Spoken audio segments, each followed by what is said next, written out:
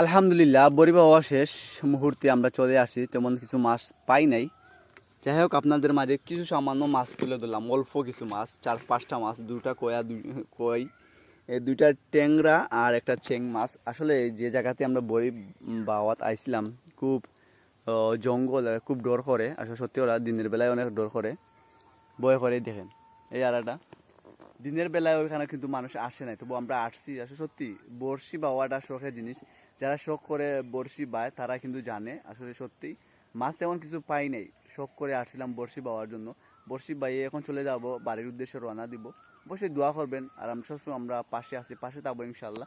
আসলে এই জায়গাতে দিনের বেলাও কেউ আসে না, এই জায়গাতে দিনের বেলায় কেউ আসে না। আলহামদুলিল্লাহ বড়শি বাওয়া শেষ, আর বড়শির বাওয়া শেষ। এগুলো হচ্ছে মাছের খাদ্য, যা আপনাদেরকে বলি মাছের খাদ্য। এগুলো হচ্ছে পিঁপড়ার ভাত, যে পিপিলিকা যা তৈরি করে সেগুলো দিয়ে মাছ বা মাছের খাবার হয়।